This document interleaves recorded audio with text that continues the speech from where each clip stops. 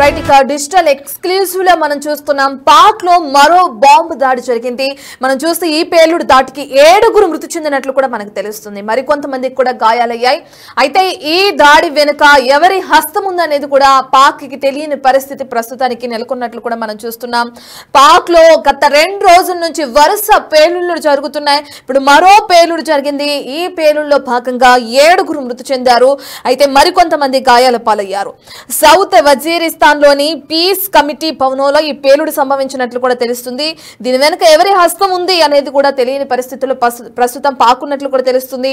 ఏదైతే భారత్ లోని కాశ్మీర్ లో ఉగ్రదాడి జరిగిందో, టెర్రరిస్ట్ అటాక్ జరిగిందో, ఇక దాని తర్వాత పాక్ లో వరుస ఘటనలు జరుగుతున్నాయి, వరుస పేలుళ్లు జరుగుతున్నాయి. మనం చూస్తున్నాం స్క్రీన్ పైన ఆ పేలుడికి సంబంధించిన విజువల్స్ ఎక్స్క్లూజివ్ లాగా చూస్తున్నాం మనం బిగ్ టీవీలో.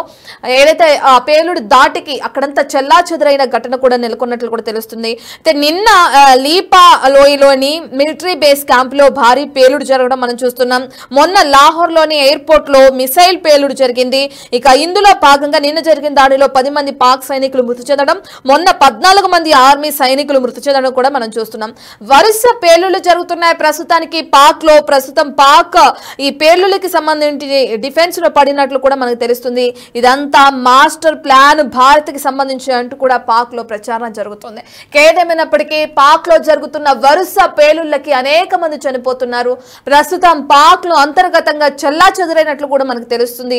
ఈ రోజు జరిగిన ఈ పేలుడికి సంబంధించి, అంటే ఇప్పుడు కొన్ని నిమిషాల క్రితం జరిగిన ఈ పేలుడికి సంబంధించి ఎంతమంది మృతి చెందారు విజువల్స్ లో మనం కూడా చూస్తున్నాం. ఏ విధమైన గందరగోళ వాతావరణం నెలకొందో ఆ పేలుడు సంభవించిన ప్రాంతంలో ఎవరికి వారు వాళ్ళ ప్రాణాలని కాపాడుకోవడం కోసం కూడా ఇది చేస్తున్నట్లు కూడా తెలుస్తుంది. ప్రాణ భయంతో పరుగులు తీస్తున్నారు అక్కడున్న జనం. దానికి సంబంధించిన విజువల్స్ మనం బిగ్ టీవీ స్క్రీన్ పైన చూస్తున్నాం.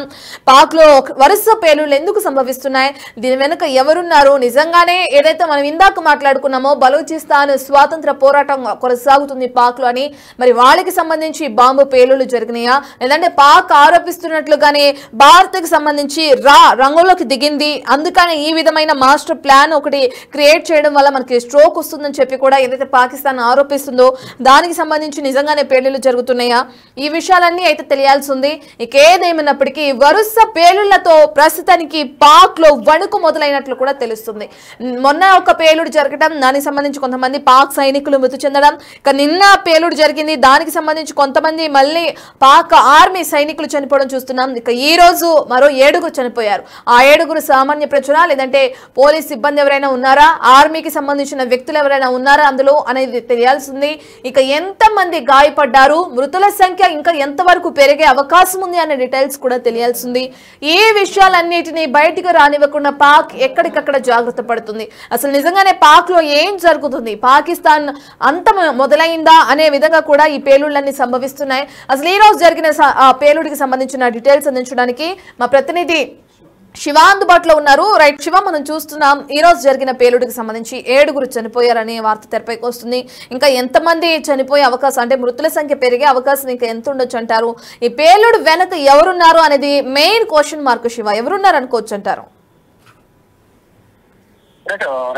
పాకిస్తాన్ లో రోజు రోజు కూడా పేలుళ్ళు అనేవి ఎక్కువైపోతున్నాయి. గతంలో బలూచిస్తాన్ లో కూడా ఇటీవల పాకిస్తాన్ సంబంధించిన ఆర్మీ చెక్ పోస్ట్ పైన దాడికి తెగబడింది ఆర్మీ బేస్ పైన కూడా. ఇప్పుడు మరోసారి పాక్ లో మనం పేలుడు సంబంధించి దీంట్లో 7 చెందారు. సౌత్ వజీరిస్తాన్ లోని పీస్ కమిటీ భవనంలో ఈ పేలుడు సంబంధించినట్టు తెలుస్తుంది. ఈ పేలుడు ఘటన 7 మృతి చెందారు. మరికొంతమందికి కూడా తీవ్ర గాయాలయ్యి, మరికొంతమంది విషమంగా నేపథ్యంలో మృతుల సంఖ్య పెరిగే అవకాశం ఉన్నట్టు తెలుస్తుంది. దీని మధ్య ఎవరి హక్కు ఉంది అనేది కూడా పోలీసులు తెలియనట్టు కూడా చెప్తున్నారు. కాశ్మీర్ ఉగ్రదాడి తర్వాత పాక్ లో వరుసగా ఈ ఘటనను చోటు చేసుకోవడం పట్ల పాకిస్తాన్ ప్రజలు ఆందోళన వ్యక్తం చేస్తున్నారు. నిన్న లీపాలో మిలిటరీ బేస్ క్యాంప్ లో కూడా భారీ పేలుడు సంభవించింది. మంటల్లో కాలిపోయిన ఈ ఆర్మీ వాహనాలకు సంబంధించి కొన్ని ఆర్మీ యుద్ధ వాహనాలు కూడా మంటల్లో కాలిపోయినాయి. దానికి సంబంధించి నష్టం కూడా వాటిని పరిస్థితి కనిపిస్తుంది. అది పాక్ ఆర్మీ కాన్వాయ్పై బలూచిస్తాన్ లిబరేషన్ బిఎల్ఏ కూడా బాంబు దాడి చేస్తుంది. గతంలో ఎప్పుడైతే ఇటు వైశారం ర్యాలీలో ఇటు ఉగ్రవాదులు పాల్గొంటాయన్నారు, అప్పటి నుంచి కూడా ఇటు బిఎల్ఏ సంబంధించి బలూచిస్తాన్ లిబరేషన్ ఆర్మీ కూడా ఆ బాంబు దాడిలో తెగబడుతుంది పాకిస్తాన్ పైన. ఈ దాడిలో 10 మంది పాకిస్తాన్ సైనికులు కూడా మృతి. ఇక మన లాహోర్ లోని ఎయిర్పోర్ట్ కూడా మిసైల్ పేలింగ్ జరిగింది. ఈ ఘటనలో కూడా 14 మంది ఆర్మీ సైనికులు మృతి చెందారు. వయసు పేలిన మొత్తం పాకిస్తాన్ డిఫెన్స్ లో పడింది. ఇదంతా కూడా భారత్ మాస్టర్ స్ట్రోక్ అంటే కూడా పాక్ లో ప్రచారం కొనసాగుతుంది.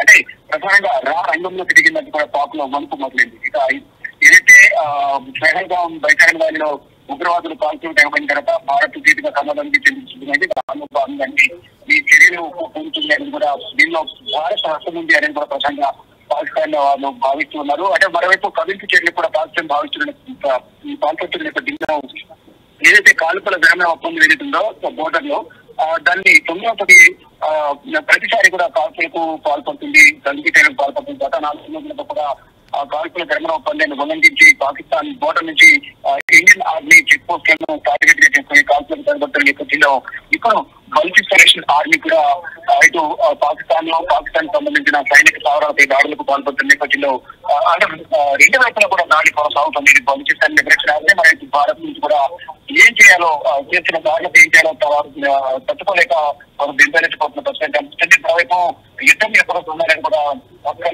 పరిస్థితి కనిపిస్తుంది. అంటే ఇటు పాకిస్తాన్ భారత్ సరిహద్దులో వెంబడి కూడా ఉద్రిక్తత కొనసాగుతుంది. ఇటు పాకిస్తాన్ కల్పించేందుకు పాల్పడుతున్న నేపథ్యంలో ధీటుగా భారత ఆర్మీ కూడా ధీటుగా సమాధానం చెప్పిన పరిస్థితి కనిపిస్తుంది. కానీ మన సొంత దేశంలోనే ఈ లిబరేషన్ ఏదైతుందో బలూచిస్తాన్ లిబరేషన్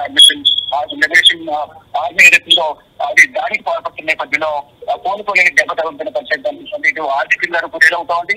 మరోవైపు ఇటు యుద్ధ సామగ్రికి సంబంధించి కూడా అన్ని కూడా కోల్పోతున్న నేపథ్యంలో పేరుడికి సంబంధించి యుద్ధ ట్యాంకర్లు పేరు చేస్తున్నారు. ఒకవైపు భారత్, మరోవైపు బిఎల్ఏ బలూచ్ లిబరేషన్ ఆర్మీ కూడా ఇద్దరు కూడా 2 రకాల దాడి చేసిన నేపథ్యంలో ఇక ఏం చేయాలో పాల్గొని పాల్చుకుని ఉందని ప్రధానంగా తీసుకోవాలి. రైట్ శివ, ఇప్పటికే ఏదైతే దాడి జరిగిందో దాడి జరిగిన ప్రదేశం అంతా మనం చూస్తున్నాం. బిగ్ టీవీ స్క్రీన్ పైన విజువల్ క్లియర్ గా మనకు అర్థమవుతుంది. ఏ విధమైన గందరగోళ వాతావరణం నెలకొందో కూడా తెలుస్తుంది. నిన్న మొన్న కూడా కొన్ని ఈ విధంగానే పేలుళ్లు జరిగినట్లు కూడా మనం చూస్తున్నాం. అయితే ఏదేమైనప్పటికీ వరుస పేలుళ్లతో పాకిస్తాన్ అంతర్గతంగా ఇంకా క్షీణించిపోతుంది అనుకోవచ్చా? ఆర్థికంగా ఇప్పటికే పాకిస్తాన్ చాలా ఇబ్బందుల పాలవుతుంది. ఇప్పుడు తిరిగి అదే పాకిస్తాన్ లో ఉన్న రాష్ట్ర ప్రజలే ఇప్పుడు ప్రభుత్వం పైన వ్యతిరేకత చూపించడం, ఈ విధంగా వాళ్ళే దాడులు చేసుకోవడం అనేది కూడా మనం చూస్తున్నాం. ఈ పేలుళ్లకు సంబంధించి మరి పాకిస్తాన్ ప్రభుత్వం ఏ విధంగా స్పందిస్తుందంటారు శివ? డెఫినెట్ గా మీరు అన్నట్లుగా ఒకవైపు ఆర్థిక ఇబ్బందులు, మరోవైపు బీలే నుంచి దాడులు కొనసాగుతున్న నేపథ్యంలో సైనికులు కూడా ఆర్మీ కూడా అనేక ఇబ్బందులు ఎదుర్కొనే పరిస్థితి కనిపిస్తుంది. ఇప్పటికే యుద్ధ సామగ్రి లేక భారత్ మేము యుద్ధం చేయలేమంటూ కూడా అనేక మంది ఉద్యోగాలకు రాజీనామా చేసి ఆర్మీ చీఫ్ లేఖలు పంపిస్తున్నారు. దానికి సంబంధించిన సోషల్ మీడియాలో వైరల్ అవుతున్నాయి. కొంతమంది ఖరారవుతున్నట్టు కూడా కొంత ప్రచారం జరుగుతుంది. ఆయన ఆర్మీ చీఫ్ ఇప్పుడు అందుబాటులో లేరు, ఆయన బంకర్లో దాక్కున్నారంటూ కూడా కొంత ప్రచారం జరుగుతుంది. ఇప్పుడు ఈ నేపథ్యంలో బలూచ్ లిబరేషన్ ఆర్మీ కూడా దాడులు కొనసాగిస్తున్న నేపథ్యంలో ఇటు పాకిస్తాన్ ఆర్మీకి సంబంధించి అనేక ఇబ్బందులు ఎదుర్కొనే అవకాశం ఉంది. కాబట్టి ఇప్పుడు ఈ సమయంలో ఒకవేళ భారత్ యుద్ధం ప్రకటిస్తే మాత్రం ఎదుర్కోవడం చాలా కష్టమనేది కూడా పాకిస్తాన్ ప్రజలు భావిస్తున్నారు. కానీ పాకిస్తాన్ ప్రభుత్వం మాత్రం లేకపోతే గాంభీర్యం ప్రదర్శిస్తూ విషయం తిమ్ముతున్న పరిస్థితి కనిపిస్తుంది. అనేక విమర్శలు చేస్తుంది.